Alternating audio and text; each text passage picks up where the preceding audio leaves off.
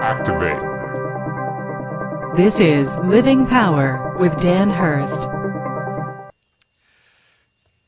Think about this. While Jesus knew exactly what was about to happen to him, we're studying this, this last evening before Jesus gets arrested. And while Jesus knew what was about to happen to him, he knew what was coming. He's still in the upper room with the disciples. He knows what's about to happen. The disciples were clueless.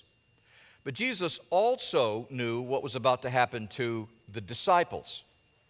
And he knew what they were about to face. He knew the fear that they were going to have, the sense of loss, the questions, how the disciples would feel abandoned and lost. He also knew that in about a month and a half or so, the Holy Spirit would come. It would be about a month and a half.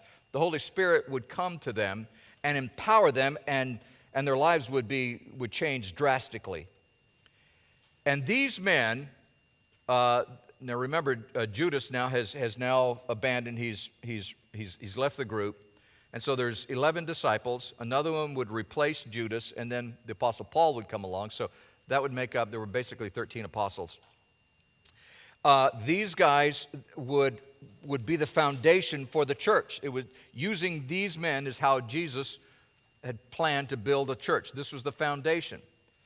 And then from that point on, he would continue to build the church with those who would follow, which includes us. And so Jesus begins praying for these particular men and for those that would come along later, which is us. And in fact, next week we'll see where Jesus said in verse 20, chapter 17, verse 20, where Jesus said, I do not ask for these only, these men that he's praying for out loud, but also for those who will believe in me through their word. That's you and me. So this prayer is for the church. This prayer is for us as a church, it's for the universal church, and it's for us as individuals. On behalf of Dan Hurst and the Open Class, we want to thank you for watching. We hope it was a blessing.